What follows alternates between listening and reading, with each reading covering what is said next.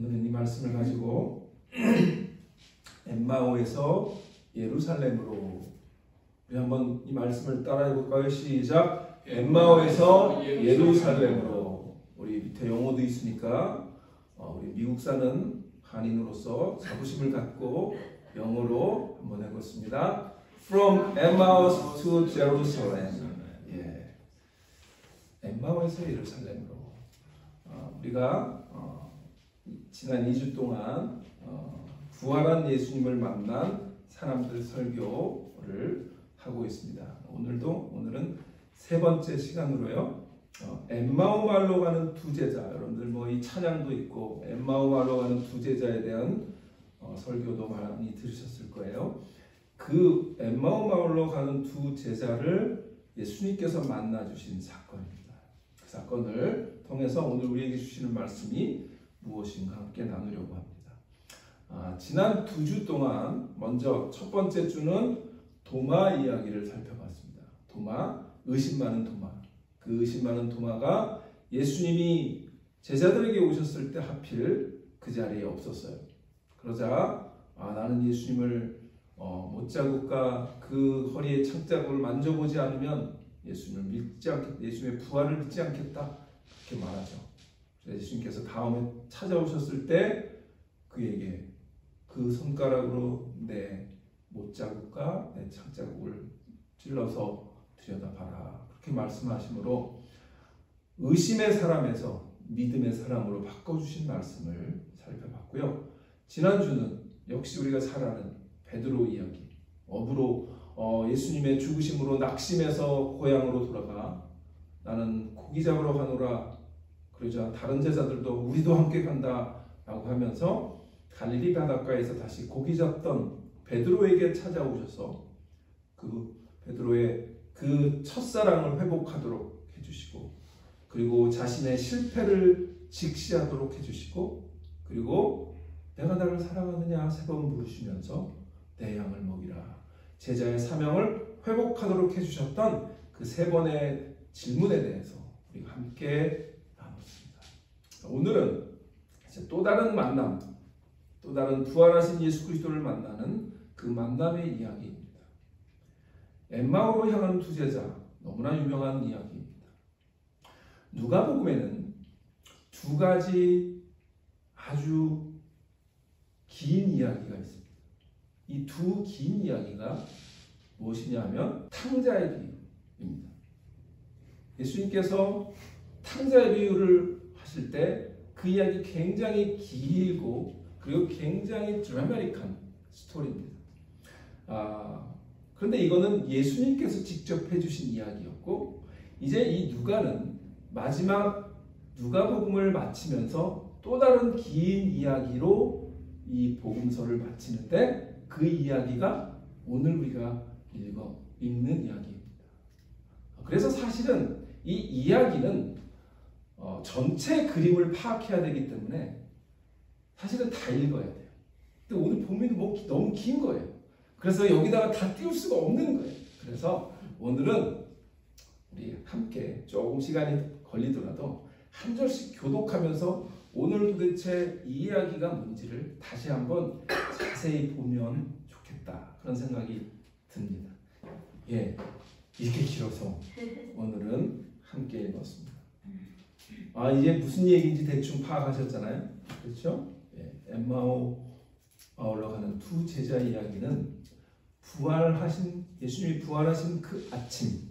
왜냐하면 우리 13절로 다시 가볼게요. 13절 가보면 그날 어떤 날입니까? 예수께서 부활하신 그날입니다. 참 성질도 급하지. 그날에 예수님이 그 부활한 그날에 이 제자들은 예수님이 죽으신 그것만 기억하고 그냥 아마 이 엠마오는 이 두 사람의 고향이었을 확률이 높아요. 자기의 고향으로 터벅터벅 걷고 있는 거예요. 여러분 한번 생각해 보세요. 이 스토리 가운데 이 두 사람의 마음이 어땠을까? 이 사람들이 막 굉장히 기분 좋아서 막 활짝활짝 뛰면서 걷고 있는 게 아니에요. 낙심하고 절망하고 정말 마음에 심란한 그런 심정으로 지금 예루살렘으로부터 유월절 축제를 마치고 이제 자기 고향으로 걷고 있는 거예요.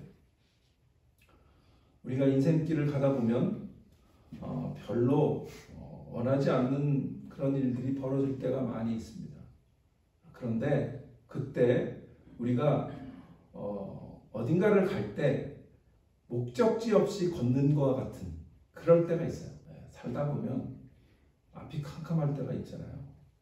그럴 때 지금 어떻게 보면 예수님에 대해서 자신의 인생을 걸었던 제자들이 예수님이 죽으셨다는 거예요. 그러니까 너무너무 낙심이 돼서 예수님 정말 끝까지 사랑하겠습니다 했던 그 베드로도 낙심하니까 우리 지난주에 봤던 것처럼 어떻게 합니까? 자기 고향으로 가서 나는 물고기는 잡겠다 그렇게 얘기하잖아요. 지금 이 두 제자도 사실 베드로하고 똑같은 거예요. 그냥 그 뜨거웠던 믿음이 다 식어지고 불신앙의 길을 걷고 있는 거예요. 자, 그러면 이 길은 뭘까?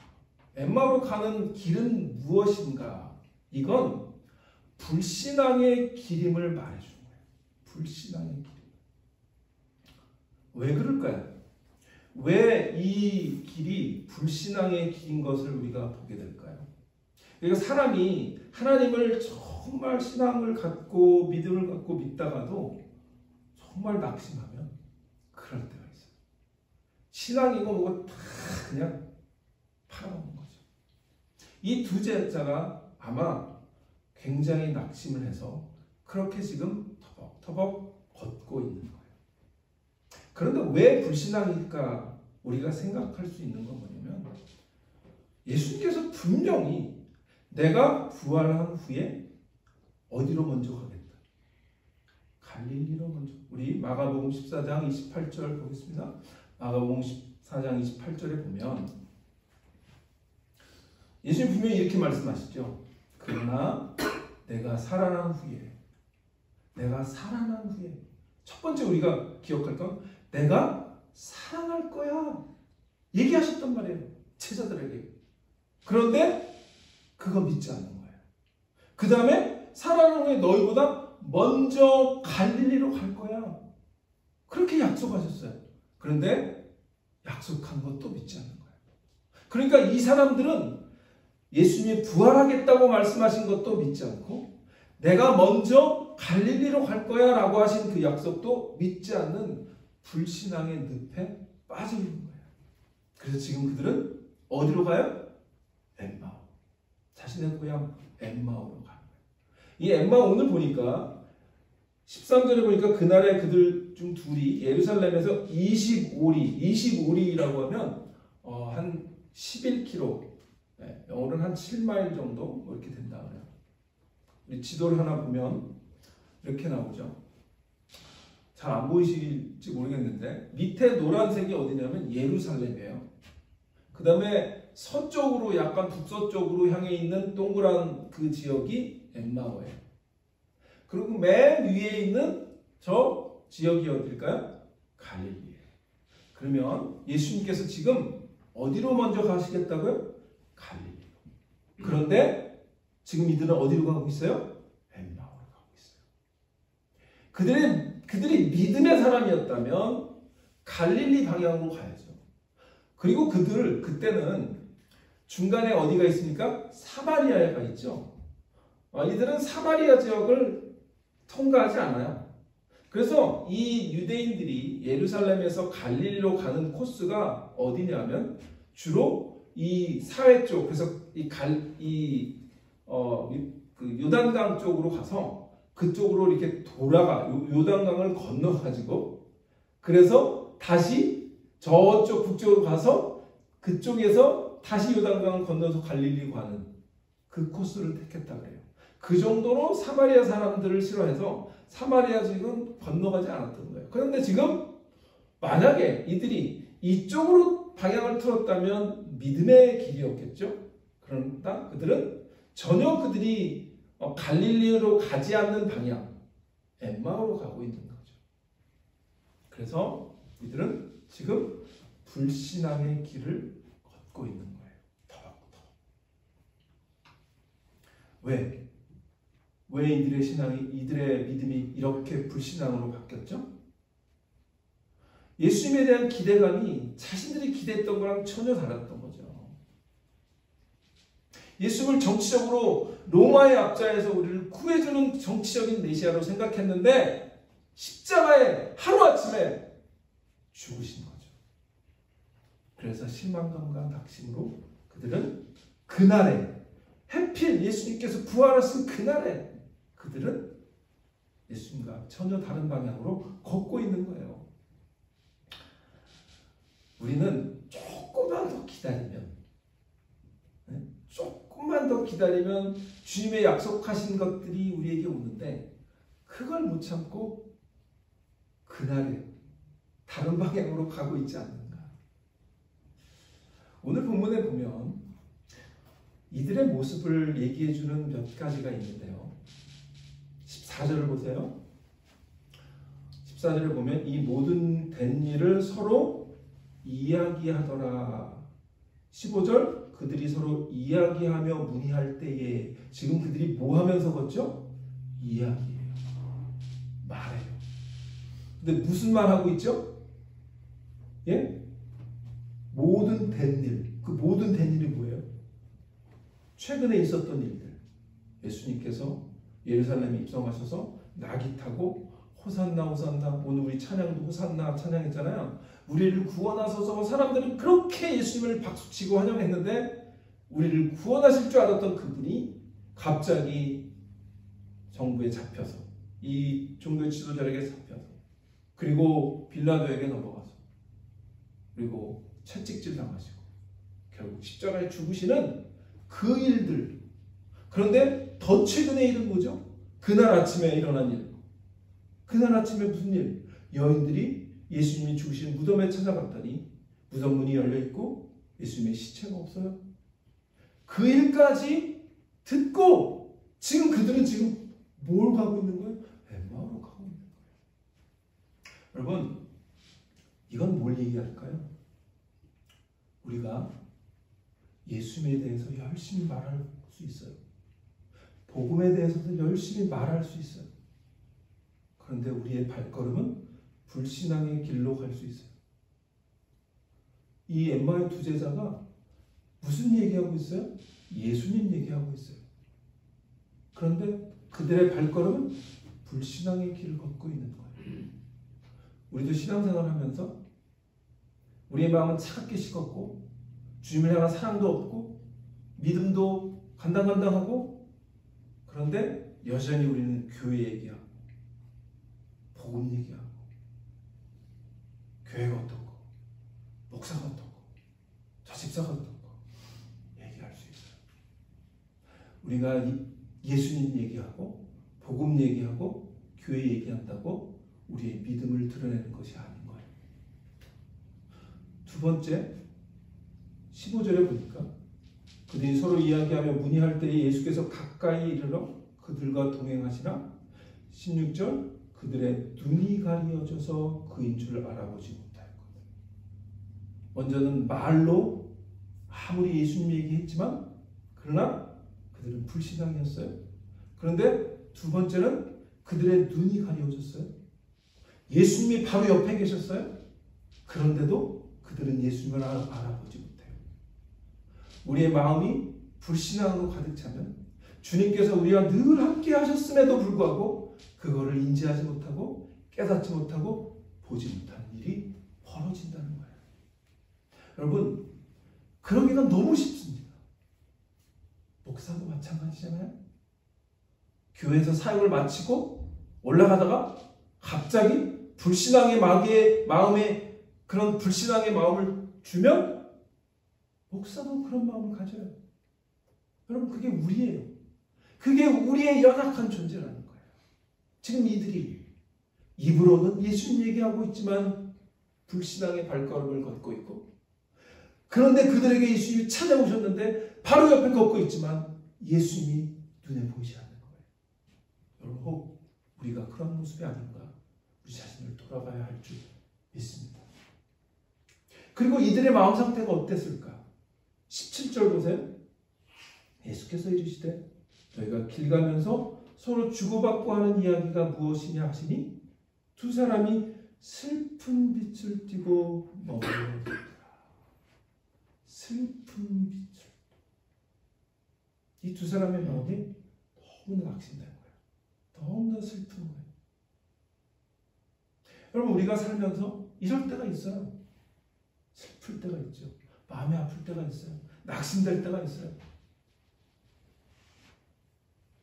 그러면 우리는 엠마오로 갈 수가 있다는 거죠. 엠마오로 가기가 너무 쉽다는 거예요. 그런데 이 불신앙의 늪에 빠지면 어떤 결과가 있나 볼까요? 25절 이르시되 미련하고 선지자들이 말한 모든 것을 마음에 더디 믿는 자들아. 우리가 낙심할 수 있지만 불신앙의 늪으로 빠지면 우리는 마음의 문도 닫히게 돼요. 그리고 마음에 미련함이 와요. 그리고 예수 그리스도께서 우리에게 약속하신 말씀들, 그런 것들이 하나도 믿어지지 않아요. 마음에 더디 믿는 자가 되는 거예요. 그게 우리의 모습일 수 있다는 거예요. 여러분, 이 엠마오의 두 제자를 보면서 오늘 우리의 모습이 아닌가 한번 생각해 보자고요. 그래서 저는 이 이야기를 통해서 오늘 우리 자신도 돌아보지만, 그러나 이 이야기는 그런 낙담된 그리고 실망한 슬픈 그 두 제자가 주인공이지만, 그러나 사실은 이 이야기의 진짜 주인공은 누굴까요? 예수님이에요. 그래서 이 정말 절망적인 스토리는 사실은 소망을 우리에게 주시고, 우리는 다시 살아날 수 있고 다시 믿음의 사람으로 거듭날 수 있음을 얘기해 주는 그러한 복음의 이야기인 것을 믿으시기를 바랍니다. 오늘 우리에게 소망이 되는 말씀이 뭡니까? 왜냐하면 마지막 스토리를 보면 이들이 바뀌었기 때문이에요. 자, 우리 33절 볼까요? 곧 그때로 일어나 예루살렘에 돌아가 보니. 자, 이들은 지금 어디로 가고 있었어요? 엠마오. 그런데 곧 그때로 일어나. 원래 그 원어를 이렇게 풀어보면 영어로는요 within 1 hour 이렇게 번역해요. 1시간 안에.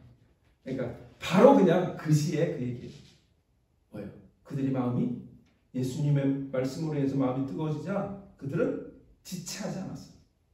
여러분, 은혜 받으면 그 즉시 우리가 하나님 앞에 뭔가를 정말 우리의 변화된 모습을 보이는 게 진짜의 믿음이 있음을 보이는 거지. 아, 은혜는 받았는데 또 뭐 우리의 삶은 또 다른 거잖아. 그거는 변화된 모습이 아니죠. 그런데 이들은 오늘 이 스토리를 통해서 우리에게 소망을 주는 게 뭐예요? 그들의 변화된 모습이에요. 그래서 엠마오 마을까지 거의 다 왔는데 그들은 발걸음을 돌려서 예루살렘으로 다시 돌아가고 있는 거예요. 그러면 이들은 어떻게, 왜 변화되었을까? 어떤 일이 있었기에 변화되었을까? 답은 하나예요. 부활한 주님을 만났기 때문이에요. 오늘 우리의 삶 가운데 혹이라도 우리가 엠마오로 가고 있는 것이 있다면, 불신앙의 마음이 있다면 부활하신 예수 그리스도를 만나시는 은혜가 있으시기를 축원합니다. 아멘. 주님이 그러면 이들에게 찾아오셔서 뭘 하셨을까? 첫 번째는 주님은 언제나 우리 곁에서 우리와 동행하신다는 거예요. 제자들은 바로와 계신 그 예수님을 알아보지 못했지만 주님은 언제나 우리 곁에서 우리와 동행하고 계셨다는 거예요. 그 사실을 우리가 기억해야 돼요. 우리가 불신앙의 늪에 빠질 때 우리가 기억해야 될 사실은, 우리 예수님께서는, 부활하신 그분은 언제나 우리 곁에서 우리와 동행하고 계셨음을 분명히 기억하시기를 축원합니다. 그래서 15절에 다시 15절 보세요. 그들이 서로 이야기하며 문의할 때에 예수께서 그 다음 구절 뭐예요? 가까이 just by side 이르러 그들과 뭐예요? 동행하시라. 제가 그림을 여러분들에게 자주 보여드리는데 제가 좋아하는 그림이 또 하나 있습니다. 이 그림은 로버트 준투라고 하는 스위스의 화가인데요. 이 사람은 오래된 화가는 아니고요. 최근에 좀 1900년 이 1900 한 90년도 뭐 이때까지 활동을 했던 화가인 것 같아요. 그런데 The Way to Emmaus라고 하는 그림이에요. 엠마오에 가는 길. 로버트 준투라고 하는 화가가 그린 건데 이 그림을 보시면 보세요. 예수님이 이 두 제자들과 함께 지금 동행하고 계시는 그 그림을 보게 되죠. 가까이 오신 거예요. 가까이 동행하고 계신 거예요. 예수님께서 가까이 이르러 그들과 동행하셨다. 그런데 문제는 뭐였어요? 16절에 그들의 눈이 가리워져 그인 줄 알아보지 못했다. 네. 우리가 아까 말씀드린 것처럼 믿음이 식으면 불신앙에 빠지면 예수님 우리가 곁에 이렇게 가까이 계셔도 가까이 동행하셔도 알아보지 못합니다. 입술로는 예수님을 얘기하고 교회에 대해서 얘기하고 복음에 대해서 얘기하지만 발걸음은 세상으로 향할 수 있다는 거죠. 영적인 눈과 마음이 가리워져서 말씀이 틀리지 않고 마음이 차가워지고 그저 교회만 왔다 갔다 하는 그런 상태라면 우리는 다시 한번 주님께서 우리 곁에 계셨음을 기억해야 할 줄 믿습니다. 우리가 이런 상태일지라도 주님은 늘 우리와 함께 하시고 계신다는 그 사실을 분명히 기억하시기를 바랍니다. 두 번째 우리가 기억해야 될 건 뭘까요?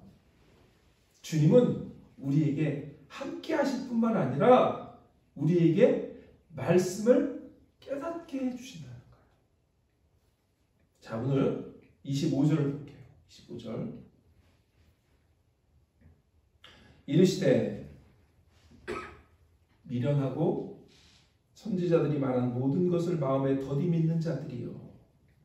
그러면서 이렇게 말씀하세요. 그리스도가 이런 고난을 받고 자기 영광에 들어가야 할 것이 아니냐 하시고 그러면서 이제 이에 모세와 모든 선지자의 글로 시작하여 모든 성경에 쓴 바 자기에 관한 것을 자세히 어떻게 해요?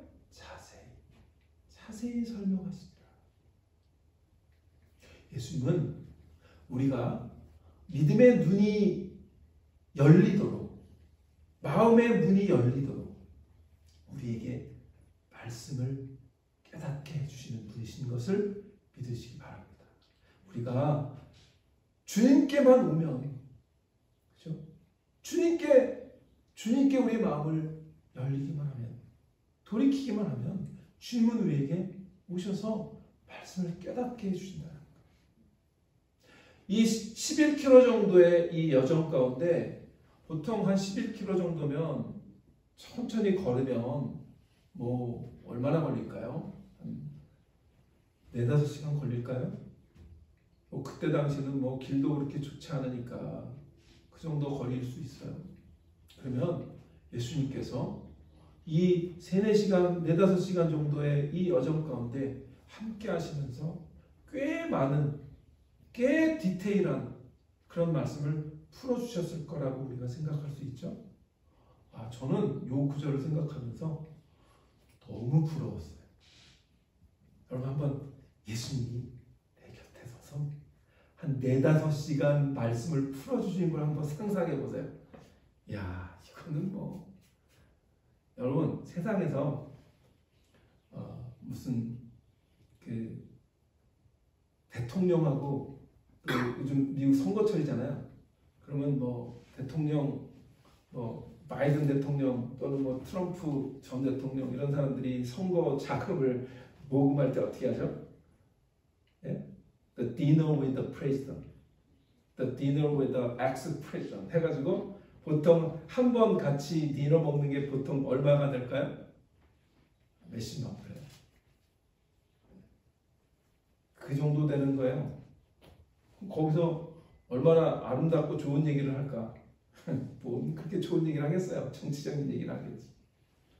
그런데 이 4-5시간 동안 이 제자들은 놀라운 축복을 받는 거죠.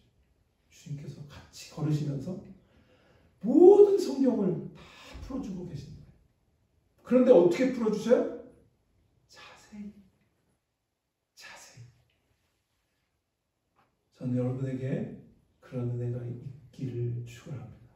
주님께서 우리에게 오셔서 이 말씀을 깨닫게 하시고 틀리게 하시고 그리고 그 말씀의 은혜 받게 하시고 그리고 그 말씀에 마음에 뜨거워지는 그런 은혜가 여러분과 저에게 있기를 축원합니다. 제가 부족하지만 이렇게 말씀을 나눌 때 그런 동일한 은혜가 제가 예수님은 아니지만 그런 동일한 은혜가 있었으면 좋겠다 그런 생각이 듭니다. 우리 지난 3주 전부터 매주 토요일 새벽에 우리 에베소서를 공부하는데 에베소서를 조금 더 깊게 주님께서 우리에게 오셔서 우리의 마음을 열어주시고 우리에게 그 말씀의 깊이와 높이와 넓이를 조금 더 많이 조금 더 알려주시는 그런 은혜가 있기를 저는 소원하고 소망하며 이 성경 공부를 시작을 했습니다. 여러분들도 그런 마음으로 함께 참여해 주셨으면 좋겠고요. 우리의 이 엠마오의 길 가운데 주님께서 우리 가운데 가까이 오셔서 그 말씀을 자세히 풀어주셨던 그 은혜가 우리 디사이플교회 우리 모두에게 또 특별히 이 토요일 새벽 성경 공부 시간에 동일한 은혜가 있기를 위해서 여러분 함께 기도하시고 그 은혜를 바라시는 여러분 되기를 축원합니다. 마지막으로 주님께서 우리의 마음을 다시 뜨겁게 하신다. 30절 31절 보세요. 그들과 함께 음식 잡수실 때에 떡을 가지사 축사하시고 떼어 그들에게 주시니 그들의 눈이 밝아져 그인 줄 알아보더니 예수는 그들에게 보이지 아니하시는지라. 자, 여기 보면 먼저 30절 31절만 보면 그들이 거의 엠마오에 다 온 거예요. 그런데 뭐 중간에 어디에 들어가서 함께 식사를 했는지 모르지만 그 당시에도 무슨 그런 중간에 나그네들이 머무는 그런 인가 같은 곳이 있을 수도 있겠죠. 그런 곳에 들어가서 주님과 함께 식사를 하는 그런 장면을 우리가 상상해 보면 그것도 너무나 귀한 거죠. 지금 아니 3-4시간 걸어가면서 말씀을 풀어주신 것만 해도 너무너무나 감지덕지고 너무너무나 감사한데 지금 이들이 뭐예요? 그 말씀을 어떻게 하기를 원한 거죠?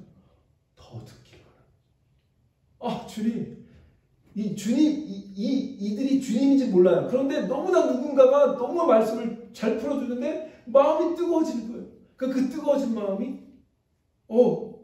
정말 더 그 은혜를 사모하는 마음이 생겼겠죠. 그래서 예수님은 그냥 이제 갈 길을 더 가려고 하는데 그들이 강권해서 예수님을 이 함께 유해서 식사를 하도록 그렇게 말씀을 함께 나누는 거예요. 자, 29절을 보면 그들이 강건하여 이르되 우리와 함께 유하사이다. 때가 저물어가고 날이 이미 기울었나니 이에 그들과 함께 유하러 들어갔습니다. 그래서 그들과 함께 음식 잡수신 거예요. 그런데 여기서 그냥 음식을 나누는 게 아니라 뭐 했죠? 또 예수님이 성찬하고 계셔요. 떡을 가지고 축사하시고 떼어 그들에게 주시니 이 디스크립션은 요 익스프레션은 예수님께서 마지막 6월절 식사하시는 그 장면하고 똑같죠. 아마 이 두 제자는 열한 제자와 함께 했던 그 만찬에는 없었겠죠. 그러니까 아마 이들에게 또 다른 그 만찬을 지금 성만찬을 그야말로 해주고 계시는 거예요. 이것도 부러운 거에서는 이건 마침만 풀어준 게 아니라 예수님이 친히 떡을 떼어주셨어요. 축사하셨어요. 그러자 더 놀라운 은혜가 임하는데 뭐죠? 그들의 눈이 밝아져. 그들의 눈이 밝아져. 주님을 알아보게 되는 거예요. 그인 줄 알아보더라. 그런데 예수는 그들에게 보이지 아니하시더라. 저는요, 요 본문을 보면서 조금 더 이렇게 연구를 해봤더니 이 본문과 창세기 3장을 연결시키는 학자가 있었어요. 그래서 이거는 조금 새로운 어프로치지만 그럴 수 있겠다라는 생각을 했습니다. 우리 창세기 3장을 한번 볼게요.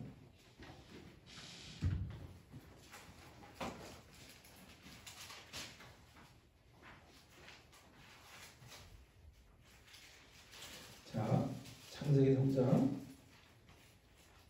1절 보시면 1절부터 보겠습니다. 그런데 여러분들 너무나 잘 아는 말씀이에요. 그런데 뱀은 여호와 하나님이 지으신 들짐승 중에 가장 간교하니라. 뱀이 여자에게 물어 이르되 하나님이 참으로 너에게 동산 모든 나무의 열매를 먹지 말라 하시더냐. 여자가 뱀에게 말하되 동산 나무의 열매를 우리가 먹을 수 있으나 동산 중앙에 있는 나무의 열매는 하나님 말씀에 너희는 먹지도 말고 만지도 말라 너희가 죽을까 하노라 하셨느니라. 뱀이 여자에게 이르되 너희가 결코 죽지 아니하리라. 그러면서 너희가 그것을 먹는 날에는 너의 눈이 밝아져 하나님같이 되어 선악을 알 줄 하나님이 아시니라. 여자가 그 나무를 본즉 먹음직도 하고 보암직도 하고 지혜롭게 할 만큼 탐스럽기도 한 나무인지라. 여자가 그 열매를 따먹고 자기 함께 있는 남편에게도 주매 그도 먹은지라. 7절 이에 그들의 눈이 밝아져 자기들이 벗은 줄 알고 무화과 나무 잎을 엮어 치마로 삼았더라. 성경에서 인간이 채초로 먹는 이야기가 창세기 3장에 나와요. 뭘 먹어요? 선악과. 하나님이 그만 그 선악과를 먹는 이야기가 나오는데 그 먹은 결과가 뭐였죠? 눈이 밝아졌어요. 눈이 밝아져서 뭐가 보인 거죠? 자신들의 벗은 몸이 보였어요. 그리고 자신의 죄인임을 깨닫게 되는 거예요. 그런데 오늘 이야기, 오늘 본문으로 다시 돌아오면 보세요. 누가복음 24장 31절 보세요. 30절 31절 그들과 함께 음식 잡수실 때 떡을 가시고 축사하시고 떼어 그들에게 주시니 그들의 눈이 밝아져 그인 줄 알아보더니 예수는 그들에게 보이지 아니하시는지라. 왜 이 본문과 창세기를 연결시키나 생각해 봤더니 학자들이 성경에서 눈이 밝아졌다는 표현이 많이 안 나온다는 거예요. 눈이 밝아졌다는 표현이 다른 곳에서는 거의 안 나온다는 거죠. 그런데 창세기 3장과 이 누가복음 24장이 나오는 거예요. 그런데 눈이 밝아졌다고 하는 그 컨텍스트를 보니까 무언가 먹은 결과였던 거예요. 그러면서 그들의 해석은 이래요. 최초에 이 에덴 동산에서 먹은 하나님의 금하신 것을 먹은 결과로 눈이 밝아졌을 때는 그것은 뭐죠? 비극이었죠. 자신의 벗은 것을 보게 됐죠. 주님을 안 것이 아니라 자신의 죄된 모습을 보게 되죠. 그리고 하나님으로부터 어떻게 되죠? 멀어졌어요. 그런데 오늘 본문도 비슷해요. 예수님께서 떡을 떼서 나눠주니까 그들의 눈이 밝아져요. 그런데 이번에는 마귀가 주는 떡이 아니고 주님이 주시는 음식이에요. 그리고 그들의 눈이 밝아져요. 그런데 여기서도 예수님은 지금 뭐예요? 그들에게 보이지 않으세요. 그래서 이 두 컨텍스트의 두 텍스트가 정말 물론 이게 틀릴 수도 있어요. 그런데 이렇게 보면 그렇게 보여요. 야, 하나님께서 이 최초의 아담이 첫 첫 번째 음식 먹는 것으로 인해서 그들이 타락했는데 예수님께서 부활하신 예수님께서 주시는 그 떡으로 말미암아 그들의 눈이 새롭게 뜨이고 은혜를 경험하고 주님을 만나게 되는, 주님을 알게 되는 그 눈이 뜨이는 그 은혜를 경험하는구나. 그것이 어떻게 보면 우리 안에 일어난 일들이에요. 예수님을 알지 못했던 우리가 이제는 예수를 만나니까 그분이 주시는 음식으로 말미암아 우리가 눈이 뜨이는 거예요. 그래서 예수님 요한복음에서 뭐예요? 나는 하늘로부터 온 생명의 떡이라 말씀하시잖아요. 그러니까 우리가 사실 신앙으로 영적으로 자라는 건 예수님을 끊임없이 먹는 거예요. 예수님이라고 하는 분을 계속해서 양식으로 먹는 거예요. 어떻게 먹어요? 말씀을 통해서 먹는 거예요. 그러자 예수님께서 보이니까 영적인 눈이 열리니까 이들이 깨달은 게 있어요. 그게 뭐냐면 32절. 그들이 서로 말하되 길에서 우리에게 말씀하시고 우리에게 성경을 풀어주실 때에 우리 속에서 마음이 뜨겁지 아니하더냐 하고 이제 깨달은 거예요. 아니 그때 분명히 서너 시간 주님과 걸으면서 그 말씀을 풀어주셨을 때 뜨거웠던 걸 경험한 자들이죠. 그런데 이제 와서 그걸 고백하고 있는 예수님께서 오셔서 그들에게 축사하시고 음식을 주실 때 그들의 영의 눈이 뜨이자 그것이 성령의 은혜였고 하나님의 은혜였음이 믿어지는 거예요. 그리고 다시 뜨거워지는 거예요. 그 은혜가 이들에게 있었던 거예요. 여러분, 말씀이 들리면 우리의 마음이 뜨거워집니다. 말씀이 이해가 되면 우리의 식었던 마음이 다시 뜨거워질 줄 믿습니다. 말씀의 은혜가 되면 우리의 불신앙이 신앙으로 변화될 줄 믿습니다. 이렇게 마음이 뜨거워지니까 그들이 어떻게 변화되죠? 그들의 삶의 방향이 바뀌는 거죠. 그래서 오늘 읽었던 아까 33절 곧 그때로 일어나 예루살렘에 돌아가 보니 11제자 및 그들과 함께하는 자들이 모여있어 말하기를 주께서 과연 살아나시고 시몬에게 보이셨다 하는지라. 그러면서 35절에 두 사람도 길에서 된 일과 예수께서 떡을 떼심으로 자기들에게 알려주신 것을 말하다. 뭐 하는 거죠? 증언하는 거예요. 증거하는 거예요. 주님이 우리에게 나타나셨어. 주님이 내 삶 가운데 이렇게 역사하셨어. 라고 하는 것을 뭐 하는 거죠? 전하고 있는 거죠. 여러분, 그런 예수님께서 오셔서 우리에게 은혜를 주시면 그 말씀이 들리고요. 그리고 그 말씀이 깨달아지고요. 우리의 마음이 뜨거워질 줄 믿습니다. 그 은혜가 임하면 뭐예요? 우리의 삶이 변화되어지는 거죠. 주일날 말씀을 통해서 우리가 은혜 받아요. 그런데 1년 52주 동안 은혜를 받았습니다. 라고 저한테도 얘기하기도 하고 본인들이 그렇게 느끼시기도 할 거예요. 그런데 은혜만 받지 말자는 거죠.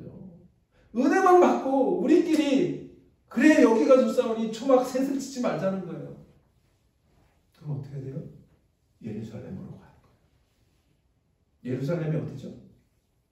예루살렘이 어디예요?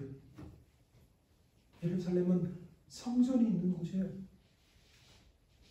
주님이 계신 곳이에요.